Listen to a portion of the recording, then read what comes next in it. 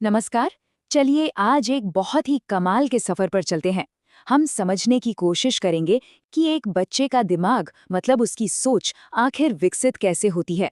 और इसके लिए हम जीन पियाजे के मशहूर सिद्धांत की गहराई में उतरेंगे।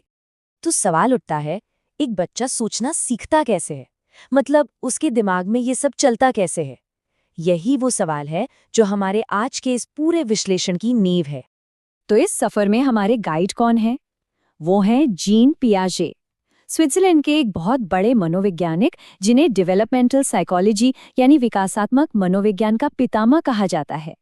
अच्छा, तो थोड़ा और जानते हैं इनके काम के बारे में। पियाजे ने ना बच्चे के जन्म से लेकर उसके बड़े होने तक, मतलब किशोरावस्था तक पूरा स्टडी किया। और सबसे मजेदार बात पता है क्या है? उनकी ये पूरी थ्योरी उनके अपने ही बच्चों को ऑब्जर्व करने पर आधारित थी।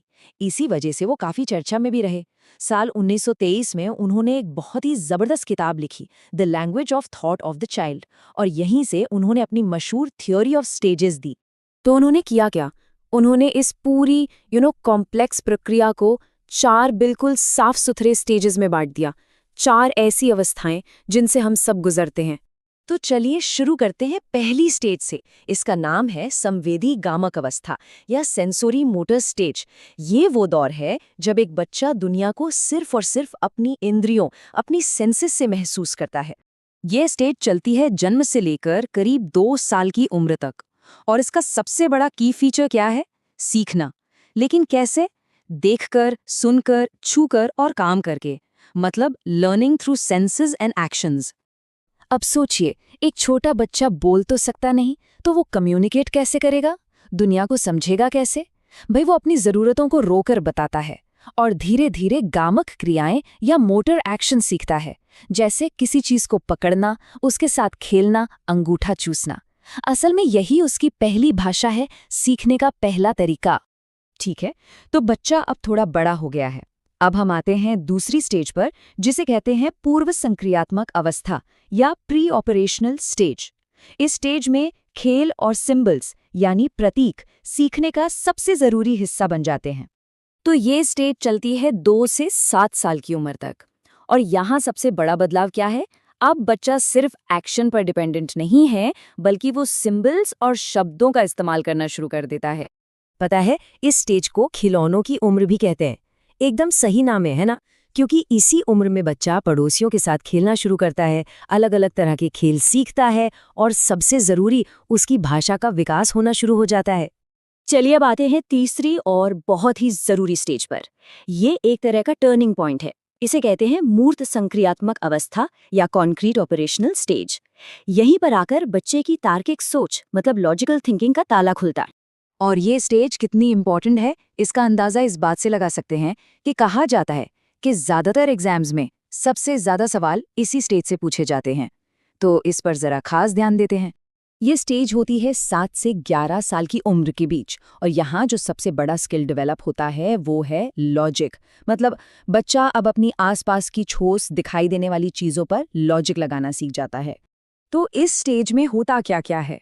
देखिए, बच्चा अब तार्किक रूप से मतलब लॉजिकली सोचना शुरू कर देता है। उसे समय, तारीख, महीना ये सब समझ आने लगता है। वो साइज, वजन और वॉल्यूम में फर्क करना सीख जाता है। जैसे अब उसे पता है कि 1 किलो रुई और 1 किलो लोहे का वजन बराबर ही होता है, भले ही रुई ज्यादा बड़ी दिखे। मैथ के कॉन्सेप्ट्स, चीजों को क्रम में लगाना, ये सब उसे समझ आने लगता है। यहाँ 2 तरह की सोच को समझना जरूरी है, मूर्त और अमूर्त। मूर्त चिंतन मतलब कॉन्क्रीट थॉट, उन चीजों के बारे में सोचना है जिन्हें हम देख या छू सकते हैं। और अमूर्त चिंतन यानी एब्स्ट्रैक्ट थॉट, आइडियाज और कॉन्सेप्ट्स के बारे में सोचना है। तो इस तीसरी स्टेज में बच्चे का जो लॉजिक है वो सिर्फ मूर्त चीजों यानी कॉन्क्रीट चीजों तक ही सीमित रहता है। और अब हम पहुंच गए हैं पियाजे के सिद्धांत की आखिरी और सबसे एडवांस्ड स्टेज पर, औपचारिक संक्रियात्मक अवस्था या फॉर्मल ऑपरेशनल स्टेज। यहाँ आकर सोच जो है वो फिजिकल दुनिया के बंधनों से पूरी तरह आजाद हो जाती है। ये स्टेज 11 साल की उम्र के बाद शुरू होती है, और इसकी सबसे बड़ी पहचान क्या है? अमूर्त सोच यानी एब्स्ट्रैक्ट थिंकिंग। ये वो फाइनल छलांग है जो सोचने के तरीके को पूरी तरह से बदल देती है। तो इस एब्स्ट्रैक्ट थिंकिंग से होता क्या है? इससे हम ऐसी चीज़ों के बारे में सोच पाते हैं जो हमारे सामने नहीं हैं, मतलब हाइपोथेटिकल सिचुएशंस। किसी भी प्रॉब्लम को गहराई से समझने के लिए हम तर्क का इस्तेमाल कर सकते हैं, अपने कामों के नतीजों के बारे में सोच सकते हैं। असल में यहीं पर आकर तार्किक चिंतन या लॉजिकल रीजनिंग पूरी तरह से डेवलप हो जाती है।